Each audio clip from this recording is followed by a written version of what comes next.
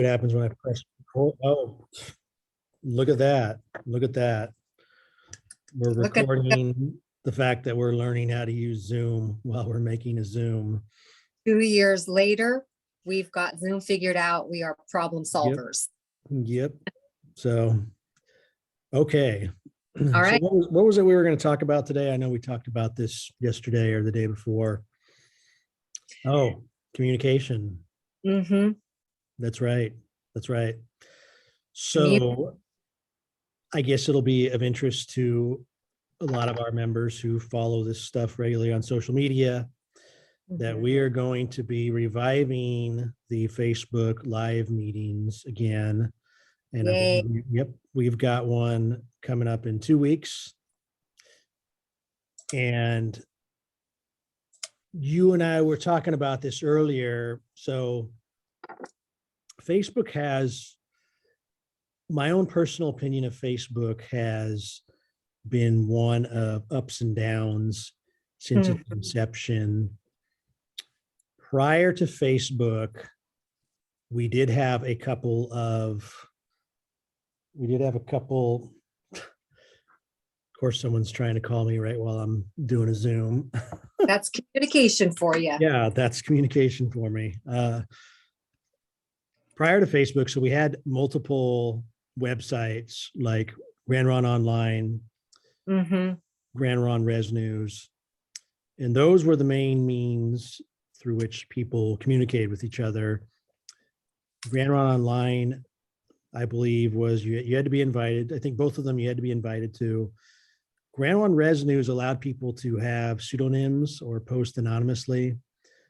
So that was a little chaotic, that website. But I also think like some of what you saw on both of those websites in these forums, these online forums, you've seen a bit on Facebook.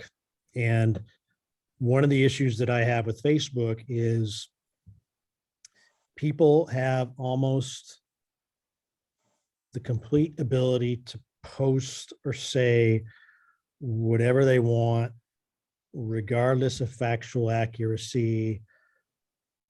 And that has always been one of the reasons that that's always been a point that I've had against Facebook. And when you look at kind of the politics in our country over the last couple of years, oftentimes like Facebook has been associated with disinformation, misinformation. I'm not sure what the difference is between disinformation and misinformation. Maybe I shouldn't be using them interchangeably, but I am. And so I always urge people, maybe do some fact checking when you read something on Facebook, not necessarily like on our tribal Facebook groups, although I do think we have issues with people and the accuracy of what people say. But I still don't know that I would consider Facebook to be like a reliable source of information for reasons I outlined previously. Grand Ron Res News. I don't recall that. What year? That had to have been a while ago. So that would have been about 2005. That would have been about 2005. And then we had Grand Ron Online, which was run by Leroy Good out of Michigan. And that was by invitation only. And then I think eventually the Facebook groups sort of drove those other websites away. I don't really know when Grand Ron Res News disappeared. I know Grand Ron Online, I think while I lived in Michigan, that hosting site went down. So really like Facebook is still where a lot of our tribal members look to receive information. And I think that Facebook is good in that it's convenient. Just about everyone has a Facebook account. Yep. You've got formal tribal Facebook pages, and then you have informal ones. And one of the problems that I see is that I myself don't have access to all of the Facebook forums that I know of, like one's secret. And so I've only ever gotten to glimpse it once. Another one, I'm just not allowed. The person who hosts it doesn't allow tribal council members. And then you've got like the 3 ones. And as I was telling you previously, one of the things that I worry about with Facebook is that there's so much content on Facebook, and you get a lot of really good dialogue. You get a lot of statements from not just tribal members. You get tribal council members weighing in, and what I worry about is I don't know if anybody hosting those sites are taking screenshots, keeping records. I worry about, like, there's just so much content and there's been so much good dialogue. And what if one of those sites shut down? All that kind of, I don't know that we would be able to preserve all of, like, the good dialogue and statements and just, things of relevance that have been shared on those sites. And so that's one of my issues with Facebook, and why I urge people to continue to go to the tribe and the tribe's website and email us with their questions and concerns, because for historical purposes, that stuff's more likely to be preserved than I think stuff that gets posted on Facebook. Mm-hmm. Yeah, Facebook, I definitely have a love-hate relationship with it. And it is a double-edged sword, because it is where a lot of our tribal members are. Everybody seems to have a Facebook, but I don't think it should take the place of, calling people. They feel a lot more emboldened, and not in a good way, I think, on Facebook, especially when you're trying to have a conversation and people act differently behind, a keyboard than they do when you're talking to them face to face. And we've lost a lot of that, Keyboard courage. That's what I call it. Keyboard courage. Keyboard courage. And it's not really a good thing. Courage is great. Courage is good. Stepping out of your comfort zone, being vulnerable with people. I think all of those things, encourage us to grow as people, but, not when it turns disrespectful. And I see that happen a lot. And I've shared this with you, I'm on Facebook because that's where our members are. And I think members have a right to ask questions, and they have a right to, put things out there, and we should be having this dialogue and replying. So I'm on there, but I don't think it's ideal. I don't think that that's the ideal place to be doing that, for a lot of the reasons that you mentioned. And just the fact that it really does take away from, having this type of dialogue where you can really get to, get to solutions. And it's really hard to do that over Facebook. And things get lost, things get buried so quickly. And then there's misinformation, and I don't have to go into detail. You've probably seen some of the dialogue that I've attempted to have where, things get really misconstrued too, very easily. And it's hard, like if you're just having a conversation like we are, and you can say, oh, wait, sorry, you can tell in your tone and in your body language, and, 90% of communication is your body language. And, you don't get any of that over Facebook. And so, I've personally taken a backseat to that a little bit, in terms of just having that, that day-to-day dialogue, instead of, like, I'm posting things and doing reminders and deadlines and trying to communicate so tribal members don't miss out on things coming up. But that day-to-day stuff, I've kind of taken a back seat to, so I can just kind of pause and reevaluate, like, how effective is that? How effective is that really being in helping? And I think there is an avenue for us to do that as a council and as a tribe. And there's got to be a platform for us to do that. And what I love, and you even talking about some of the historical stuff and the ways we've communicated, is that we're always trying new things. I think we recognize, like, communication can always improve, right? Communication can always improve. And what I love is that we're having that dialogue. We're always thinking about ways that we can improve that. But I think we're all starting to recognize, like, Facebook probably really is not the ideal place to be, trying to have that dialogue every single day, to try to keep up on just the litany of stuff. There's just so much stuff. So there is. And let me just tell you that, and you can always ask your sister about this as well. I think the tribe has made some pretty big strides in terms of communication. Like when I first got on here, we would record our Wednesday night council meetings on audio cassette. Wow. So you had, so, and as you might remember, I used to do like these written summaries of our Wednesday night meetings, and I would post them onto Grand Ron Online. And some people objected to what I did because what I was doing was producing like a written account of those Wednesday night meetings before the official minutes were approved 2 weeks following. So there were questions. I wouldn't say, maybe it was the legality, just some people objected to what I was doing. And I don't know if it's because they didn't like what I was saying. That could be it. But I can vouch that you had to get tapes, and then we switched to CDs, and now we do live streams, and we have videos that just about anyone can look of our Wednesday night meetings and of our general council meetings. And we also record like the vast majority of the work sessions we have. And we didn't used to do that. Yeah. And I don't know who really is ever going to want to like listen to all of the meetings that we have, but they're there for people who want. So when you look at, if you want to see how we compare with other tribes, just look around and you'll see that there's not a lot of tribes who do what we do. But so I think we're ahead a lot of our fellow tribes in how we communicate with our members. But as you stated, it could be better, and social media has kind of introduced this new challenge of where people want pretty quick responses to a lot of their questions. And where it gets challenging with social media is that you have to kind of police or monitor all the different Facebook pages. If you don't have access to it, you have no way of answering any questions or responding to anything that gets posted on some of those Facebook pages.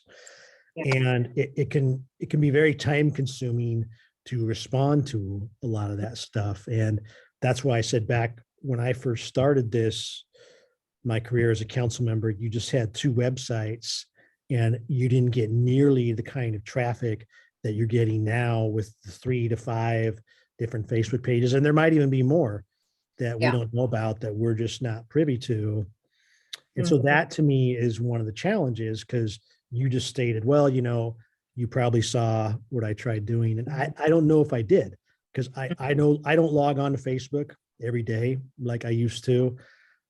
A couple of years ago, I took like a 9-10 month sabbatical from Facebook. I didn't log on to it at all. And most of the time I log on, I just scroll through and the content piles up. So if people, and sometimes people will ask a council member or anybody really a question among a thread of like hundreds of comments. And I just think that stuff is getting increasingly difficult to know about, much less respond to. And so that's why I think as we look at kind of revamping how we communicate or improving our communication, we just have to bear in mind that Facebook has produced some expectations that aren't, and challenges that aren't going to be easy to meet. Yeah, that you just kind of took the words out of my mouth with the word expectation. I think that's just kind of the culture that has been created with Facebook. People will tag you in a post, and I've shared this story where I've been tagged in a post at 10 o'clock in the morning, and then by like 6 o'clock, you're trying to get on and maybe check out those sites, and where you've been tagged, you'll get a notification. But other than that, you don't really see it. It gets buried. And, and I replied and said, oh, okay, well, I didn't see this post until now because, we're at work and doing our jobs. But there was that expectation that we would just see it immediately and reply.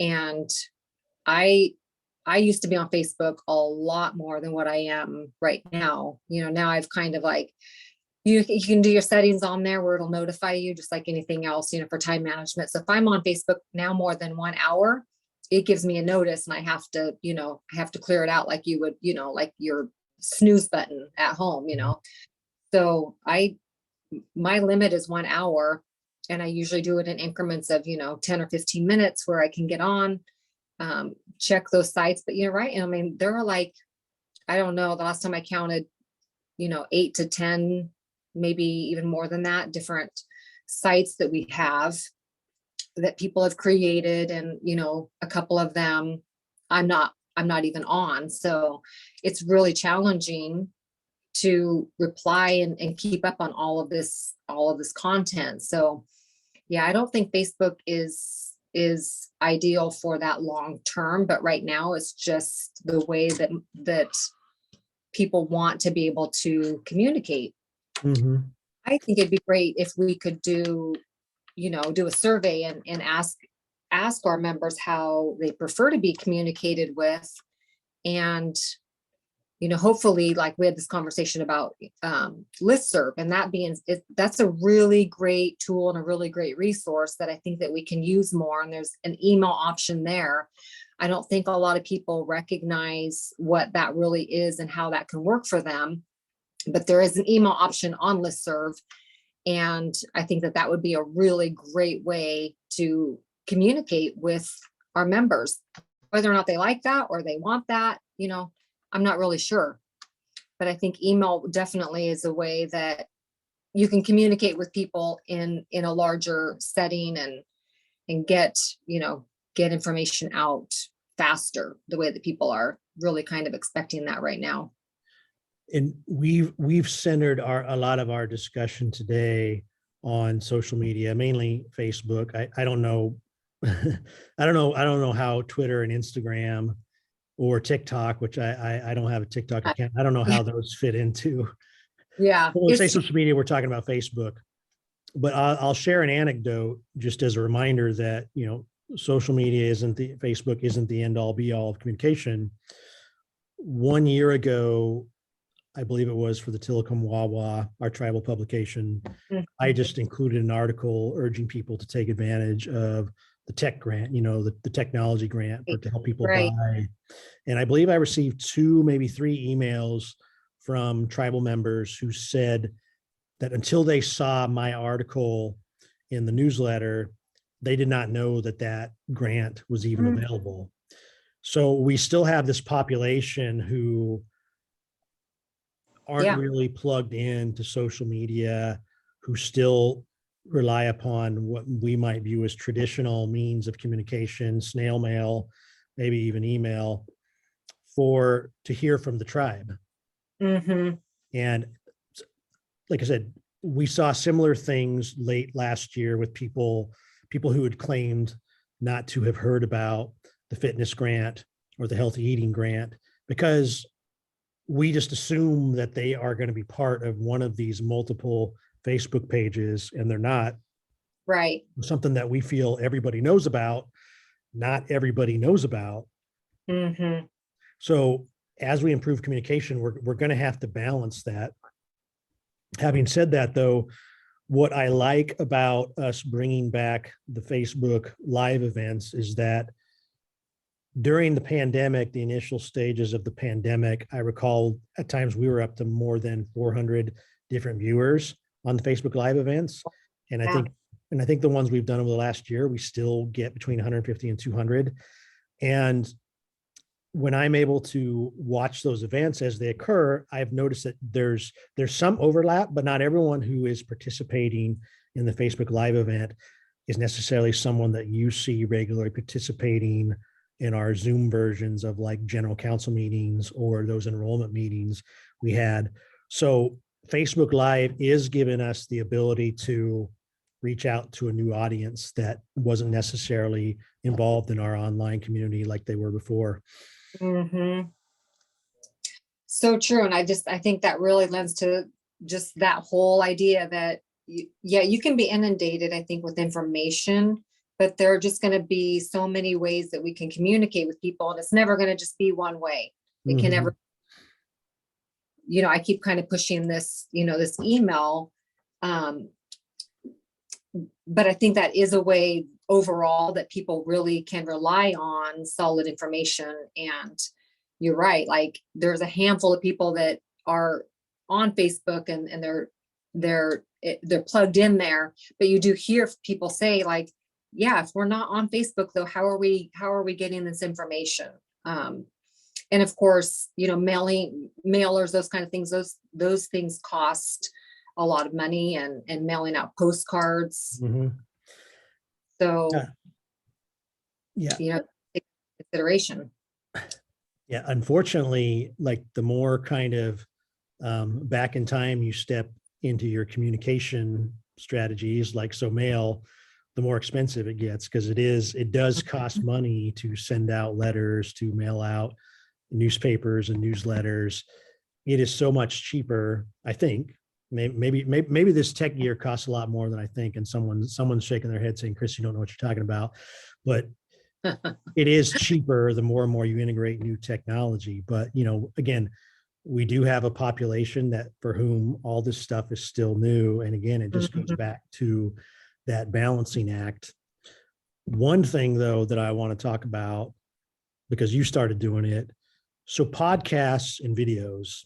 And I don't know about you, but I use Twitter mostly to follow all the different news sources that I follow. And I've learned over time that there's a lot of news organizations that will only produce video versions of whatever news story they're doing. And I still like to read stuff. So nothing kind of aggravates me no more when I see a headline that I think it's going to be a story that I'm interested in. I click on it and it's a 7-minute video. I don't want to watch a 7-minute video. I still like to read. Yeah. And I've noticed that it's not just videos, but also like podcasts. Podcasting has just blown up. And I'm shocked that I don't listen to it as much as I do, but I know a lot of people who, well, not a lot, but I know some people who they don't read books anymore. They just get audiobooks, or they don't have like any news stories, that news channels they watch. They'll listen to like podcasts from a certain organization that they're interested in. So it's not just social media. It's also like, non-traditional forms of communication, videos, podcasts. More and more people are turning to that stuff. So that's something I think that we might want to consider as we reach into our toolbox to how we communicate more of these things to our tribal members. Yeah, I've even shared when I was campaigning, I had a lot of people reach out to me on Facebook or Messenger and really said that they supported me, didn't know me at all, but had seen my videos.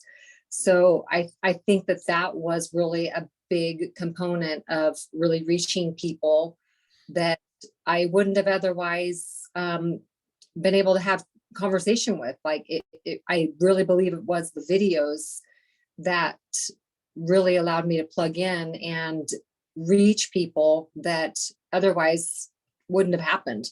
So, I mean, we've had this conversation, like, it's not the most comfortable thing to do. And it does make you kind of, have to step out of your comfort zone and do something live or, even something pre-recorded. But I think that it really was a game changer. And I think that it made a big difference in me being able to reach out and meet those people that I had never met before. So I think it is really definitely the way that things are moving. The future is in that area. And even Kamaya, I mean, we've had this conversation about Kamaya's, she does all of her reports and the highlights for the newspaper.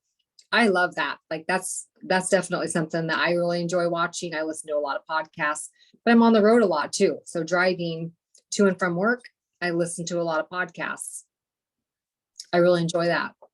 And I had a conversation with her a couple of weeks ago, and yeah, when I watch her synopsis, this is Kamaya Koch, works for Smoke Signals, just in case anyone's wondering. When I watch her synopsis of the smoke signals, I won't bother like reading the issue. Then after I watch the video, I'm like, okay, I know what's in it. If there's something that interests me that she spoke about, I'll turn to it then. But yeah, I'll watch the synopsis, and that'll dictate whether or not I thumb through the issue. Yeah, I pretty much just asked her if she would just do that synopsis, but just kind of read the whole paper to me. I don't know about that, but that's what I would prefer. Yeah. Yeah. So yeah, videos, podcasts, like we've got a lot of tools We at our do. disposal. And we've got these things we can do, which don't really cost us anything. And when it's a Friday afternoon like today and there's not much going on, I like Mm. the ability to produce these. I don't know who all is going to be interested in what we have to say. Yeah, There might be some, you never know. yeah, shooting the breeze, just, I really like just being able to connect with people, and it doesn't have to be an agenda. Twitter Yeah. though, I just have never really been able to get into that. I don't know. I tried. LinkedIn, I think, is where it's at now. A lot of value out of LinkedIn. No? When I go on a LinkedIn, I get so many notifications because I usually haven't logged in for weeks or months. So it's just like a professional Facebook, Facebook for professionals. Yeah, true that. But I have yet to get on TikTok. I've watched videos that Mm, through like Instagram, but I don't have a TikTok account. mhm. I know some people who are way into it. They're on it all the time. Yeah, I think going into this next year, like my focus, like time management, and I have to say no to TikTok. Sorry, TikTok and TikTok users, like I can't do it. It's too much. Too much. Did you have a MySpace account by any chance? Maybe for like 5 minutes, Okay. I was like just everybody. curious. 'Cause Huh? that was the precursor to Facebook, right? But Yes. I'm not really, and I barely ever got on there. I'm not really sure why Facebook became kind of the king of social I media know. over Time. MySpace. Yep. Yeah, that's really bizarre. Like two very similar platforms, one totally lame, and then Facebook like just takes off, and you Hmm. never timing, Yeah. perhaps. Yeah.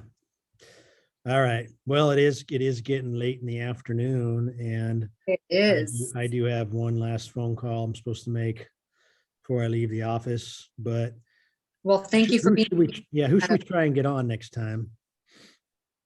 Yeah, that's right. We'll just start. We'll cast Yeah. some lines out and get a guest. We can double I- team them. Get a guest. Well, thanks for being here on a Friday afternoon at 4:30. Always a pleasure. It is. It is. All right. See ya. Okay, Have a good have a good, weekend. bye.